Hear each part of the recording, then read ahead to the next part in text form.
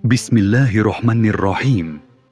Fihi ayatum bayyinatum maqamu Ibrahim wa man dakhalahu kana amina. Walillahi 'alan nasi hijjul baiti man istatha'a ilaihi sabila. Wa man kafara fa innallaha ghaniyyun 'anil 'alamin. Yang artinya, di dalamnya terdapat tanda-tanda yang jelas. Di antaranya, makam Ibrahim, siapa yang memasukinya, Baitullah, maka amanlah dia.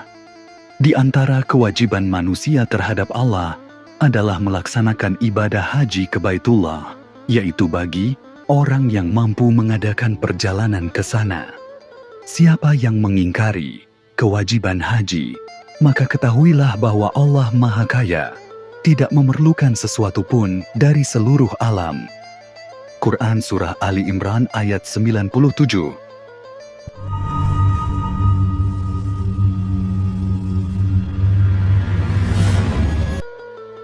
Assalamualaikum warahmatullahi wabarakatuh. Sahabat muslim yang dirahmati Allah, selamat datang di Danciful Channel, channel yang berbagi kisah tentang sejarah Islam. Semoga Allah memberikan panjang umur, sehat walafiat, dan kelancaran rezeki untuk sahabat muslim semua. Amin ya rabbal alamin. Sahabat muslim yang dirahmati Allah Ta'ala, Ka'bah sudah diciptakan oleh Allah sebelum Adam turun ke bumi. Ka'bah yang ada di Masjidil Haram adalah bangunan yang Allah muliakan, yang disebutkan oleh Allah Ta'ala. Bismillahirrahmanirrahim. Inna awwala baiti wudhi'a linnasi lalladzi bi Bakkata mubarakan wa hudan lil alamin. Yang artinya, sesungguhnya rumah ibadah pertama yang dibangun untuk manusia adalah Baitullah yang berada di Bakkah, Makkah, yang diberkahi dan menjadi petunjuk bagi seluruh alam. Quran Surah Ali Imran ayat 96. Dan Ka'bah bukanlah berhala yang disembah oleh kaum muslimin, namun Allah jadikan sebagai kiblat dan tempat ibadah. Allah Ta'ala berfirman, Bismillahirrahmanirrahim. Wa min haitsu kharajta fawalli wajhaka syatrul masjidil haram. Yang artinya, dari manapun kamu berada, Nabi Muhammad beribadah, maka hadapkanlah wajahmu ke arah Masjidil Haram. Quran Surah Al-Baqarah ayat 150. Dan dilanjutkan Quran Surah Al-Maidah ayat 97. Allah Ta'ala berfirman, yang artinya, Allah jadikan Ka'bah sebagai tempat yang suci agar manusia bisa berkumpul, beribadah di sana. Quran Surah Al-Maidah ayat 97. Allah Ta'ala juga berfirman, yang artinya, dan ingatlah ketika kami tempatkan Ibrahim di tempat Baitullah dengan mengatakan, janganlah engkau mempersekutukan aku dengan apapun, dan sucikanlah rumahku bagi orang-orang yang tawaf, dan orang yang beribadah, dan orang yang rukuk dan sujud. Quran Surah Al-Hajj ayat 26. Dan Ka'bah sudah ada jauh sebelum masa Rasulullah Sallallahu Alaihi Wasallam. Oleh karena itu, Allah Ta'ala menyebutnya dengan Al-Baitul Atiq, rumah yang tua. Allah Ta'ala berfirman, yang artinya, kemudian hendaklah mereka menghilangkan kotoran yang ada di badan mereka, menyempurnakan nazar-nazar mereka, dan melakukan tawaf sekeliling rumah tua, Baitullah. Quran Surah Al-Hajj ayat 29. Namun para ulama berbeda pendapat tentang siapa yang pertama kali membangun Ka'bah. Sebagian ulama mengatakan, yang membangun Ka'bah pertama kali adalah para malaikat. Ini adalah pendapat Abu Ja'far Al-Baqir. Sebagian ulama mengatakan, Nabi Adam alaihi salam. Ini adalah pendapat Atha, Sa'id bin Musayyab, Ibnul Jauzi, Ibnu Hajar, dan pendapat yang dikuatkan oleh Syekh Muhammad Amin As-Shinkiti. Sebagian ulama mengatakan, Nabi Ibrahim alaihi salam. Ini adalah pendapat Ibnu Taimiyah, Ibnul Qayyim, Ibnu Katsir. Sebagian ulama mengatakan, Nabi Syits alaihi salam. Pendapat yang kuat adalah pendapat kedua, bahwa Ka'bah pertama kali dibangun oleh Nabi Adam alaihi salam karena Allah Ta'ala berfirman, yang artinya, dan telah kami perintahkan kepada Ibrahim dan Ismail, bersihkanlah rumahku untuk orang-orang yang tawaf, orang yang i'tikaf, orang yang rukuk, dan orang yang sujud. Quran Surah Al-Baqarah ayat 125. Profesor Abdul Karim Al-Khatib mengatakan, dalam ayat ini ada isyarat bahwa Ka'bah adalah rumah Allah sebelum Allah perintahkan Ibrahim dan Ismail untuk membersihkannya dari berhala-berhala. At-Tafsir Al-Qur'ani lil Qur'an 2-543. Allah Ta'ala juga berfirman, yang artinya, ketika Ibrahim dan Ismail meninggikan pondasi Ka'bah. Quran Surah Al-Baqarah ayat 125. Profesor Abdul Karim Al-Khatib juga mengatakan, penyebutan ditinggikannya pondasi Ka'bah oleh Ibrahim alaihi salam menunjukkan bahwa Ka'bah sudah ada sebelumnya. Namun beliau menyingkapnya kembali, meninggikan pondasinya, dan membangun kembali. At-Tafsir Al-Qur'ani lil Qur'an 2-543. Demikian juga disebutkan secara lugas di beberapa atsar bahwa Nabi Adam alaihi salam yang membangun Ka'bah. Dari Abdullah bin Amr bin Al-Ash radhiyallahu anhu, bahwa Nabi sallallahu alaihi wasallam bersabda, yang artinya, Allah mengutus malaikat Jibril kepada Adam dan Hawa. Lalu Allah berfirman kepada keduanya, bangunlah sebuah rumah. Lalu Jibril pun membuatkan kerangka dari rumah tersebut. Kemudian Adam yang menggali tanah dan Hawa yang mengambil tanah kemudian dicampur dengan air. Kemudian diserukan kepada mereka, cukup wahai Adam. Ketika mereka berdua selesai membangun Ka'bah, Allah memerintahkan mereka untuk tawaf mengelilinginya. Lalu dikatakan kepadanya, Adam, engkau adalah manusia pertama, dan ini adalah rumah pertama. H.R. Al-Baihaqi dalam Dalil An-Nubuwah, dengan sanad yang dhaif karena tafarrud Ibnu Lahiyah.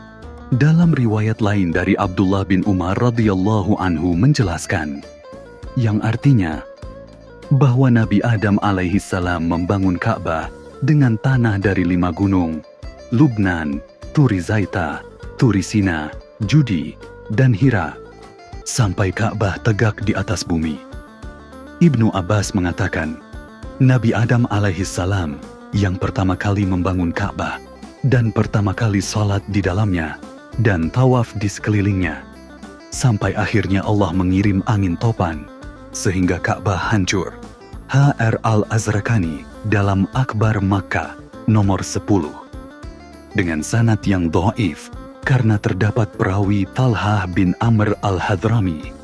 Demikian juga riwayat dari Ayyub As-Sikhtiyani rahimahullah, beliau mengatakan, yang artinya, Nabi Adam alaihi salam membangun Ka'bah dari 5 gunung tersebut, dan tanah di pinggirannya berasal dari Gunung Hira. H.R. Abdur Razak dalam Musannafnya nomor 9093, dengan sanad yang syahih sampai Ayyub As-Sikhtiyani. Namun ini kabar dari tabi'in yang bukan hujjah. Az-Zarqani menanggapi riwayat-riwayat di atas dengan mengatakan, yang artinya, semua kabar masing-masingnya terdapat kelemahan, namun saling menguatkan satu sama lain. Syarah Az-Zarqani terhadap Al-Muwatta 2-445. Adapun pembaharuan renovasi terhadap Ka'bah telah terjadi berkali-kali, yang disebutkan oleh para ulama tarikh di antaranya, pembaharuan Ka'bah oleh Nabi Syits alaihi salam, pembaharuan Ka'bah oleh Nabi Ibrahim alaihi salam, pembaharuan Ka'bah oleh kaum Jurhum. Mereka adalah kabilah di semenanjung Arab yang berasal dari Yaman, namun hijrah ke Bakkah. Para pendahulu mereka hidup bersama Nabi Ismail alaihi salam dan Hajar. Nabi Ismail pun lalu menikah dengan salah satu wanita kabilah Jurhum. Pembaharuan Ka'bah oleh Qushay bin Kilab, kakek buyut dari Abdul Muthalib. Pembaharuan Ka'bah oleh Abdul Muthalib, kakek Rasulullah sallallahu alaihi wasallam. Pembaharuan Ka'bah oleh Abdullah bin Az-Zubair radhiyallahu anhu. Pembaharuan Ka'bah oleh Al-Hajjaj bin Yusuf. Pada saat Nabi Muhammad SAW berusia 35 tahun, atau sekitar 5 tahun sebelum beliau diutus menjadi Rasul, kabilah Quraisy membangun kembali Ka'bah.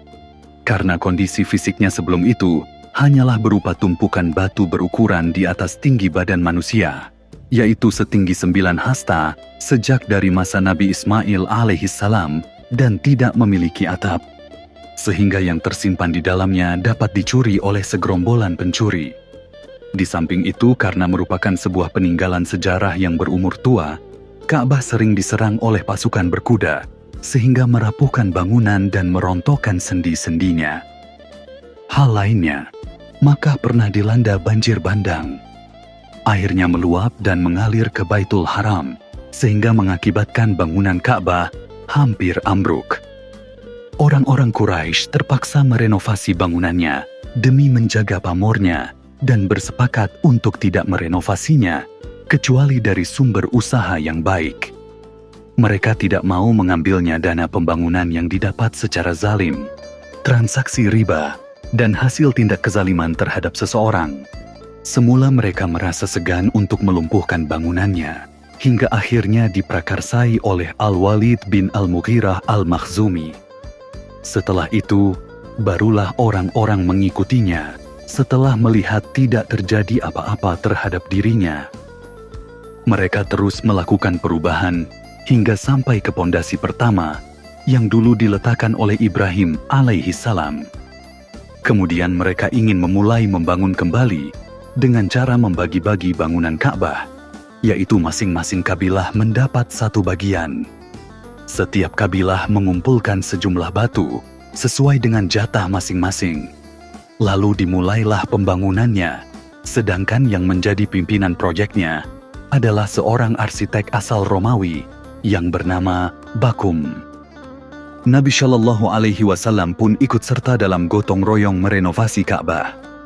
Diceritakan oleh Jabir bin Abdullah radhiyallahu anhu, ketika Ka'bah direnovasi, Nabi Shallallahu Alaihi Wasallam dan Abbas, paman beliau, mengangkat sebuah batu. Abbas berkata kepada Nabi Shallallahu Alaihi Wasallam, "Gantungkan kainmu ke atas lehermu, agar tidak terluka karena bebatuan." Lalu seketika itu Nabi jatuh pingsan. Ketika sadar, kedua matanya memandang ke langit. Lalu beliau bersabda, "Mana kainku?" Beliau pun lalu mengencangkan kainnya. HR Al-Bukhari 1528.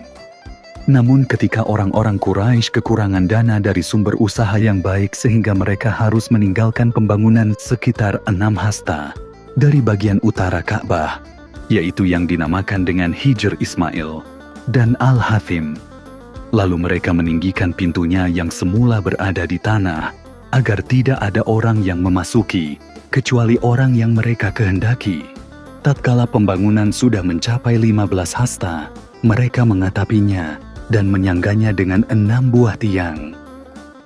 Demikian ringkasan singkat seputar pembangunan dan renovasi Ka'bah. Wallahu a'lam bishawab. Hanya Allah yang lebih mengetahui kebenaran yang sesungguhnya. Wassalamualaikum warahmatullahi wabarakatuh.